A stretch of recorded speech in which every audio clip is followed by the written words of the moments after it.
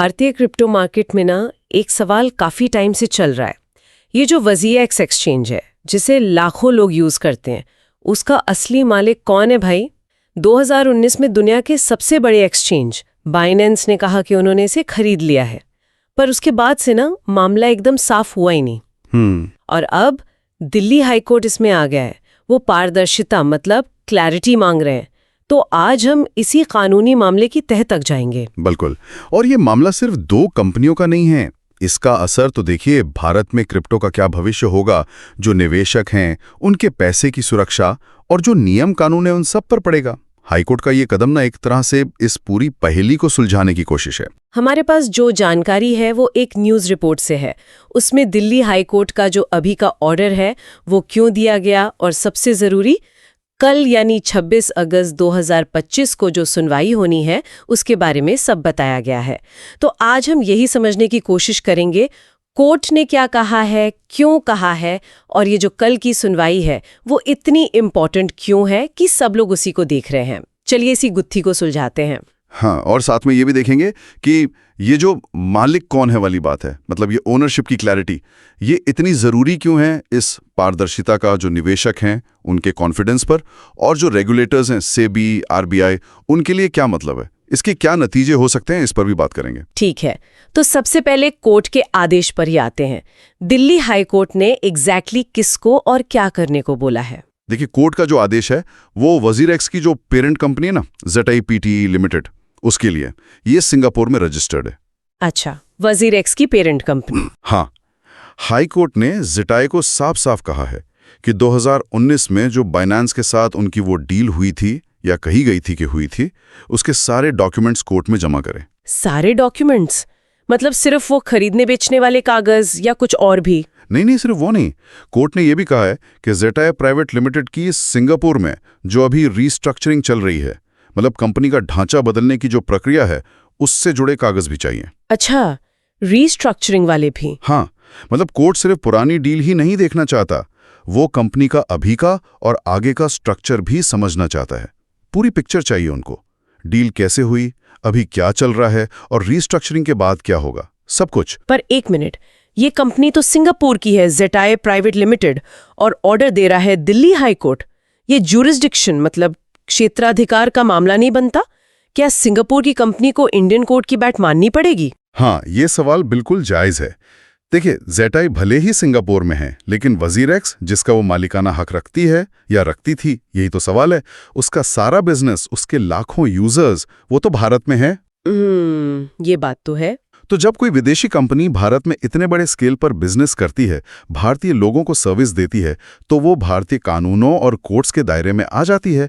कम से कम उन मामलों में तो जरूर जो भारत में उसके काम को और भारतीय यूजर्स को असर करते हैं। अच्छा, इसको इफेक्ट्स डॉक्ट्रिन या मतलब पर्याप्त स्थानीय संबंध के आधार पर देखा जा सकता है। इसीलिए दिल्ली हाईकोर्ट का मानना है कि उनके पास इस मामले में निर्देश देने का अधिकार है। ये तो दिलचस्प है।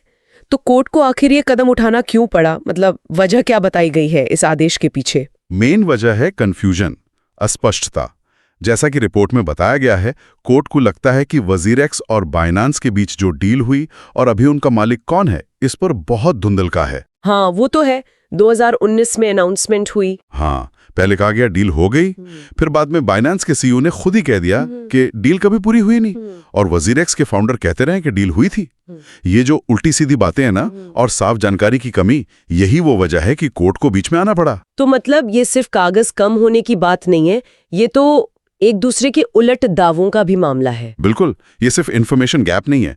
ये लगता है जैसे जानबूझकर या अनजाने में एक उलझन बनाई गई है। कोर्ट के हिसाब से कई बेसिक सवाल हैं, जैसे WZX के इंडिया ऑपरेशंस असल में कंट्रोल कौन करता है, यूजर्स के पैसे की लीगल जिम्मेदारी किसकी है, इंडिया के कानून मानने के लिए फाइनली कौन जिम्मेदार है। इन सवालों के जवाब साफ नहीं है। इसी कंफ्यूजन को दूर करने और पारदर्शिता लाने के लिए हाईकोर्ट ने ये डॉक्यूमेंट्स मांगे हैं। कोर्ट जानना चाहता है कि भाई पर्दे के पीछे चल क्या रहा आखिर। 2025 की तारीख इतनी अहम हो गई है, क्यों है ये सुनवाई इतनी जरूरी? कल की सुनवाई इसलिए इंपॉर्टेंट है क्योंकि इसी दिन ZIPT लिमिटेड को कोर्ट के ऑर्डर के हिसाब से कागज पेश करने की उम्मीद है, या कम से कम ये बताना होगा कि वो ऑर्डर कैसे और कब तक मानेंगे। कल की सुनवाई से ये तय हो सकता है कि क्या WZX या ZTI पूरी और सही जानकारी कोर्ट को देते हैं या नहीं। ये एक तरह की डेडलाइन है। इसके बाद कोर्ट अपना अगला कदम तय करेगा। तो कल हो क्या सकता है? क्या नतीजे निकल सकते हैं इस सुनवाई के? मोटे तौर पर देखें तो दो रास्ते दिखते हैं, जैसा रिपोर्ट में भी बताया गया है। और अगर बड़े पिक्चर में देखें तो ये दोनों ही सिचुएशन सिर्फ इन दो कंपनियों के लिए नहीं, बल्कि पूरे इंडियन क्रिप्टो सेक्टर के लिए मायने रखती हैं। पहला रास्ता क्या हो सकता है? पहला सिनेरियो जो हम कह सकते हैं कि पॉजिटिव है, वो है कि क्लैरिटी आ जाए। अगर कल ज़िट्टाई प्राइवेट लिमिटेड कोर्ट की बात मान लेती है और वो डील वाले और रिस्ट्रक्चरिंग वाले सारे ज़रूरी कागज़ पेश कर देती है और उन कागज़ों से ये साफ हो जाता है कि मालिक कौन है, किसकी क्या जिम्मेदारी है, तो ये इंडियन इन्वेस्टर्स के लिए एक बड़ी राहत की बात होगी। राहत किस तरह से? देखिए, जब इन्वेस्टर्स को पता होता है कि वो जिस प्लेटफॉर्म पर अपना पैसा लगा रहे हैं उसे चला कौन रहा है, तो उनका भरोसा बढ़ता है ना? हाँ। उन्हें पता होता है कि अगर कोई प्रॉब्लम हुई, मान लीजिए फंड्स की सेफ्टी का इश्यू आया या कोई टेक्निकल गड़बड़ हुई, तो उन्हें किससे बात करनी है, कौन जिम्मेदार है। हाँ, सही बात है। ये क्लैरिटी न सिर्फ अभी के इन्वेस्टर्स का भरोसा मजबूत करेगी, बल्कि नए लोगों को भी आने में शायद आसानी होगी और रेगुलेटर्स भी थोड़ा चैन की सांस ले पाएंगे। ये ट्रांसपेरेंसी की तरफ एक बड़ा कदम होगा। और दूसरा रास्ता क्या है जो शायद उतना अच्छा ना हो? दूसरा सिनेरियो है रेगुलेटरी सख्ती का, जो चिंता की बात बन सकता है। अगर जिटेल कल अधूरे डॉक्यूमेंट्स देती है या जानकारी छुपाने की कोशिश करती है या जो डॉक्यूमेंट्स दिए उनसे भी मामला साफ नहीं होता, कंफ्यूजन बना रहता है, तो इसे कोर्ट की अवमानना मतलब कंटेम्प्ट ऑफ कोर्ट भी माना जा सकता है और मामला और सीरियस हो सकता है। और रेगुलेटरी सख्ती मतलब सेबी और आरबीआई कैसे पिक्चर में आ सकते हैं? ऐसी सिचुएशन में जब कंपनियां ट्रांसपेरेंसी नहीं दिखाती, खासकर फाइनेंशियल सर्विसेज में, तो रेगुलेटरी बॉडीज एक्शन में आती हैं। सेबी ये देख सकती है कि कहीं इन्वेस्टर के हितों को नुकसान तो नहीं हो रहा है, कोई फ्रॉड या गलत तरीके से बेचने का मामला तो नहीं है, या कहीं क्रिप्टो एसेट्स को बिना परमिशन सिक्योरिटीज की तरह तो नहीं बेचा जा रहा है। ओके। और आरबीआई वो फॉरेन एक्सचेंज मैनेजमेंट एक्ट यानी फेमा के उल्लंघन की जांच कर सकता है, खासकर अगर फंड्स के देश से बाहर जाने आने में कुछ गड़बड़ मिलती है। और ये जो मालिक को होने वाली कंफ्यूजन है, ये एंटी मनी लॉन्ड्रिंग और टेरर फाइनेंसिंग के नियमों के पालन पर भी सवाल खड़े करती है। अच्छा। तो अगर कल क्लैरिटी नहीं आई तो ये लगभग पक्का है कि सेबी और आरबीआई जैसी एजेंसियां इस मामले की अपनी अलग से जांच शुरू कर सकती हैं या जो चल रही है उसे और तेज कर सकती हैं। इसका नतीजा वजीरेक्स और शायद बाइनेंस के इंडिया ऑपरेशंस पर पेनल्टी, बैन या दूसरी कड़ी कार्रवाइयों के रूप में आ सकता है। रेगुलेटर्स ना अस्पष्टता को बहुत बड़ा रिस्क मानते हैं और वो इसे ज्यादा दिन बर्दाश्त नहीं करेंगे। इसका मतलब ये हुआ कि कल की सुनवाई सिर्फ एक कानूनी स्टेप नहीं है, बल्कि ये इंडियन क्रिप्टो इकोसिस्टम के फ्यूचर के लिए एक तरह का टेस्ट केस है। इससे ये तय हो सकता है कि रेगुलेटर्स आने वाले टाइम में क्रिप्टो इंडस्ट्री के साथ कितना सख्त या कितना सपोर्टिव रवैया रखेंगे। बिल्कुल, ये मामला एक नज़ीर मतलब एक प्रेसिडेंट भी सेट कर सकता है कि इंडिया में काम कर रही विदेशी क्रिप्टो कंपनियां इंडियन कानूनों और कोर्ट्स के प्रति कितनी जवाबदेह हैं। तो अगर हम पूरी बात के सेंटर पॉइंट पर आएं, तो सवाल यही है कि वजीरेक्स और बाइनेंस का असली रिश्ता क्या है और ये जानना इतना ज़रूरी क्यों है?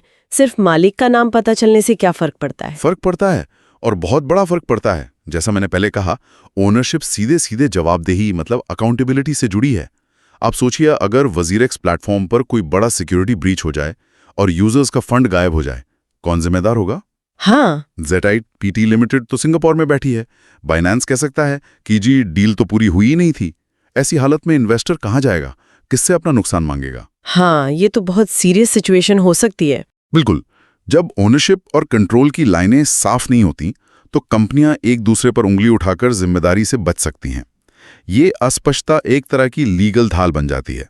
और इसके अलावा रेगुलेटरी निगरानी के लिए भी क्लैरिटी जरूरी है। अगर रेगुलेटर को ये नहीं पता कि ऑर्डर किसको देना है, सवाल किससे पूछना है, एक्शन किसके खिलाफ लेना है, तो इफेक्टिव रेगुलेशन हो ही नहीं सकता।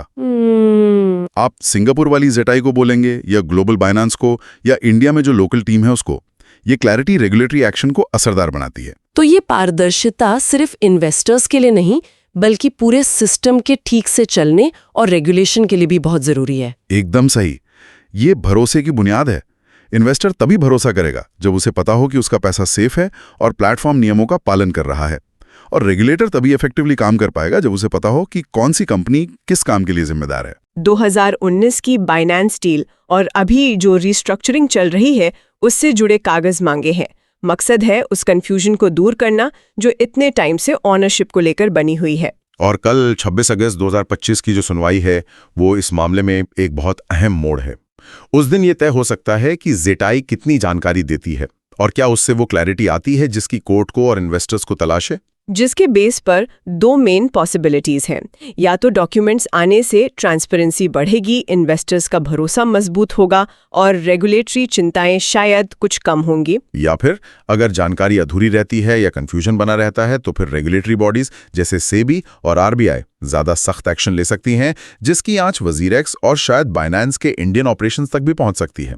और ये सिचुएशन पूरी इंडियन क्रिप्टो इंडस्ट्री के लिए मुश्किल खड़ी कर सकती है। तक बंद था क्या जेटाई रिटेल लिमिटेड सारे कागज सामने रखेंगी? और इससे जुड़ा एक बड़ा सवाल आगे के लिए यह है कि ये जो पारदर्शिता की लड़ाई है, इसका नतीजा चाहे जो भी निकले, ये इंडिया में क्रिप्टो करेंसी के रेगुलेशन को किस तरफ ले जाएगी?